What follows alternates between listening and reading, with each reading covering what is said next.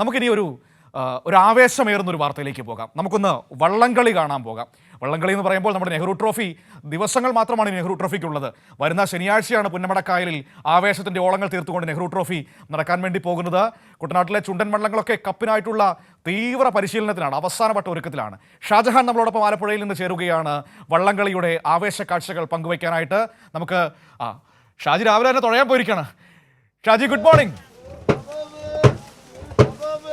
രാവിലെ വള്ളത്തിന്റെ നടക്ക. Good morning, good morning, good morning. രാവിലെ വള്ളത്തിലാ. നമ്മൾ ഇത്തവണ കാരിച്ചാൽ വള്ളത്തിലാണ് ഇരിക്കുന്നത്. വളരെ ചരിത്രം കുറിച്ച നെഹ്റു ട്രോഫിയിൽ ഒട്ടനവധി ചരിത്രങ്ങൾക്ക് സാക്ഷ്യം വഹിച്ച കാരിച്ചാൽ. ഇതല്ല, നമ്മൾ കുട്ടനാട്ടുകാരൊക്കെ ആയതുകൊണ്ട് അത്യാവശ്യം പരിചയമൊക്കെ ഉണ്ട്. ഇടുക്കിക്കാരൊക്കെ ആകുമ്പോഴത്തേക്ക് വെള്ളമായിട്ട് പരിചയമില്ലാത്തവരാണ്. അങ്ങനെയല്ല, കുഴച്ചിൽ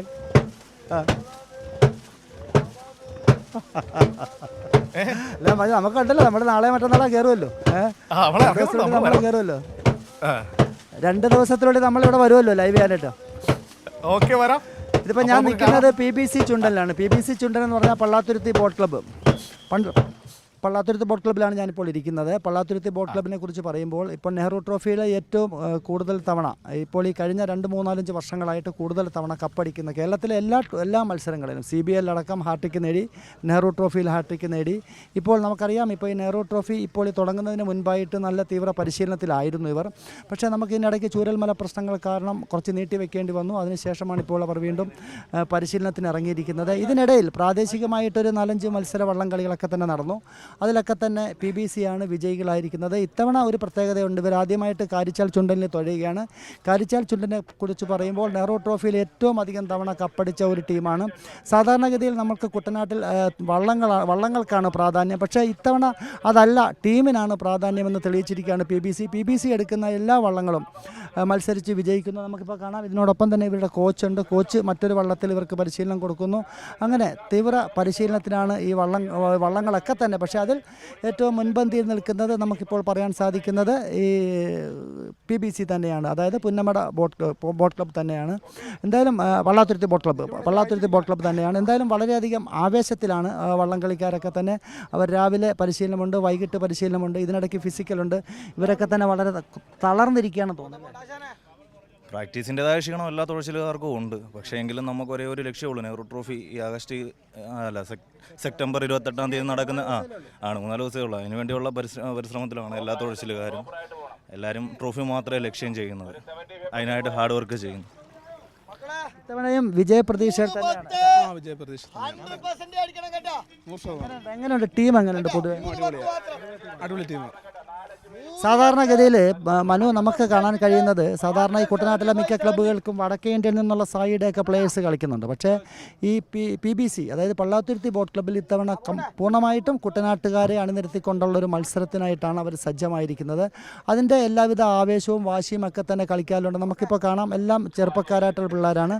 25 വയസ്സിനും 30 വയസ്സിനും ഇടയിൽ പ്രായമുള്ള നല്ല യുവാക്കളുടെ ഒരു കരുത്തുറ്റ ഒരു മത്സരമായിരിക്കും നമുക്ക് ഇത്തവണ കാണാൻ സാധിക്കുന്നത്. ഇത്തവണ നമുക്കറിയാം, കുമരകത്തുനിന്ന് ടീമുണ്ട്, അതോടൊപ്പം തന്നെ കുട്ടനാട്ടിൽ നിന്ന് നിരവധി ക്ലബ്ബുകളുണ്ട്. പക്ഷേ ഇതിപ്പോൾ ഒരു ട്രയൽ പോകാൻ പോവാണ്. നേരത്തെ കഴിഞ്ഞ തവണ നമ്മൾ മനു വന്നപ്പോൾ മനു വീഴാൻ പോലെ ഇതാണ് ഇതിൻ്റെ ഒരു ട്രയലിൻ്റെ ഭാഗമായിട്ടാണ് ഇവരുടെ ആ ഒരു ഫൈനൽ ലാപ്പിലേക്ക് എത്തുന്നതിൻ്റെ ഒരു പ്രാക്ടീസ് മത്സരങ്ങളാണ് നമ്മളിപ്പോൾ ഈ വള്ളത്തിൽ നൽകിക്കൊണ്ടിരിക്കുന്നത്. കണ്ടോ, ഇപ്പോൾ ഇത് ശരിക്കും ഒരു 2 മിനിറ്റ് ഇടവിട്ടുകൊണ്ട് ഓരോ തുഴച്ചിൽക്കാരൻ്റെയും കഴിവ് അറിഞ്ഞ്, അല്ലെങ്കിൽ അവർക്ക് മാറ്റങ്ങൾ വരുത്തണമെങ്കിൽ മാറ്റങ്ങൾ വരുത്തുന്നതിന് വേണ്ടിയിട്ട് ഉള്ളൊരു പരിശീലനമാണ് ഇപ്പോൾ നമ്മൾ കണ്ടുകൊണ്ടിരിക്കുന്നത്. മനു, ശരി, ഞാനിങ്ങനെ അത് വളരെ രസകരമായി കാണുകയാണ്. ഷാജഹാൻ ഈ വാർത്ത നൽകുന്നതിനിടയ്ക്ക് എനിക്കിട്ടും ഇടയ്ക്കിടയ്ക്ക് ഇങ്ങനെ താങ്ങിക്കൊണ്ടിരിക്കുന്നതുകൊണ്ട് എനിക്കൊരു സന്തോഷമുണ്ട്. അപ്പോൾ ചോദിക്കുന്നുണ്ടായിരുന്നല്ലോ, അവിടെ നല്ല പിള്ളേരാണ് തുഴയുന്ന, നല്ല ചെറുപ്പക്കാരാണ്. അത് ശരിയാണ്. പക്ഷെ അതിനിടയിൽ ഒരു അമ്മാവനായിട്ട് ഷാജഹാൻ മാത്രമേ ഉണ്ടായിരുന്നുള്ളൂ കേട്ടോ. മനസ്സിലായില്ലേ? അല്ലാതെ അതിനകത്തൊരു കാര്യമുണ്ട് മനു. പ്രായത്തിൻ്റെ അടിസ്ഥാനം കരുത്തിൻ്റെ അല്ല, യുവാക്കളുടെ അടിസ്ഥാനം എന്ന് വെച്ചാൽ പിന്നെ പ്രായമല്ല, അവരുടെ ശക്തിയും കരുത്തുമാണ്. ഇതിൻ്റെ അകത്ത് നല്ല ശക്തി ഇതിൻ്റെ അകത്തുണ്ട്. ഇതിൻ്റെ അകത്ത് 60 വയസ്സൊക്കെ ഉള്ളവർ തുഴയുന്നുണ്ട്, 50 വയസ്സുള്ളവർ തുഴയുന്നുണ്ട്, താളക്കാരുണ്ട്. ഈ താളമാണ് ഈ വള്ളത്തിൻ്റെ പ്രധാനം. ഈ താളം ഒരു സെക്കൻഡ് മാറിക്കഴിഞ്ഞാൽ, ഇപ്പം നമുക്ക് ഈ സൗണ്ട് കേൾക്കുന്നുണ്ടല്ലോ, ഇടിക്കാരുടെ താളമാണ്. ഈ താളത്തിനനുസരിച്ചിട്ടാണ് ഈ ചുണ്ടൻ വള്ളങ്ങൾ മുൻപോട്ട് പോകുന്നത്. ശരിക്കും പറഞ്ഞു കഴിഞ്ഞാൽ ഒരു ചുണ്ടൻ വള്ളത്തിൻ്റെ ആക്സിലേറ്റർ എന്ന് വേണമെങ്കിൽ നമുക്കിതിനെ വിശേഷിപ്പിക്കാം. അതായത് തൊട്ട് സമീപത്ത് കൂടി മറ്റൊരു ചുണ്ടൻ വള്ളം കയറി വരുന്നത് കണ്ടു കഴിഞ്ഞാൽ അപ്പം തന്നെ വള്ളത്തിന് സ്പീഡ് കൂട്ടേണ്ടി വരും. അപ്പോൾ താളം മുറുക്കുമ്പോൾ വള്ളത്തിന് സ്പീഡ് കൂടും. അങ്ങനെ മറ്റേ വള്ളത്തെ പിന്തള്ളിക്കൊണ്ട് ഈ വള്ളത്തിന് കുറച്ചുകൂടെ മുൻപോട്ട് പോകാൻ സാധിക്കും. അങ്ങനെ ഈ വള്ളംകളിയിൽ ഒട്ടനവധി പ്രത്യേകതകളുണ്ട്. ഓരോരുത്തർക്കും ഞാൻ പറഞ്ഞ പോലെ ഏതാണ്ട് 100 പേരിൽ അടക്കം ഉള്ള ഒരു ടീമാണ് ഈ മത്സരത്തിൽ. എനിക്ക് തോന്നുന്നു ലോകത്തിൽ ഏറ്റവും കൂടുതൽ കളിക്കാർ പങ്കെടുക്കുന്ന ഒരു കായിക മത്സരം എനിക്ക് തോന്നുന്നു വള്ളംകളി തന്നെ ആയിരിക്കണം. കാര്യം ഇത്രത്തോളം പേരെ ഒന്നിച്ചു കൊണ്ടുപോയി ഒരു മത്സരത്തിൽ പങ്കെടുത്ത് വിജയിപ്പിക്കുക എന്ന് പറയുമ്പോൾ അത് വളരെയധികം ശ്രമകരമായ ഒരു പണിയാണ്. പക്ഷേ അത് വളരെ ഭംഗിയായിട്ട് ഓരോ ടീമും കുട്ടനാട്ടിൽ ചെയ്യുന്നു. അതിൻ്റെ ഒരു റിസൾട്ടാണ് നമുക്ക് നെഹ്റു ട്രോഫിയിൽ കാണാൻ പോകുന്നത്. Okay, thank U Shaji. അപ്പോൾ നമ്മൾ വരാം, നമുക്ക് അടിച്ചു പൊളിക്കാം, നമുക്ക് ഗംഭീരമാക്കാം വള്ളംകളി. തൽക്കാലത്തേക്ക് ഞാൻ പോട്ടെ. നമുക്ക് നാളെയോ മറ്റന്നാളോ നമുക്ക് GMK, നമുക്ക് ശരത്തും മനു, നമുക്ക് എല്ലാവർക്കും കൂടെ ചെയ്യാൻ സാധിക്കും. എന്തായാലും നമുക്ക് വളരെ മനോഹരമായ രീതിയിൽ ഇത്തവണ നെഹ്റു ട്രോഫി മത്സരത്തിൻ്റെ ദൃശ്യങ്ങളെല്ലാം പൂർണ്ണ തോതിൽ ജനങ്ങളിലേക്ക് എത്താൻ സാധിക്കും, പ്രേക്ഷകരിലേക്ക് എത്തിക്കാൻ സാധിക്കും. ഫൈനൽ മത്സരം അടക്കം അതിനുവേണ്ട എല്ലാ സംവിധാനവും ആലപ്പുഴയിൽ കൈരളി TV ഒരുക്കി കഴിഞ്ഞു. Manu. Okay, thank you Shajahan. ഷാജഹാനാണ് വിവരങ്ങൾ നമുക്ക് നൽകിയത്. ഷാജഹാൻ അവിടെ തകർക്കുകയാണ് വള്ളംകളിയോടൊപ്പം.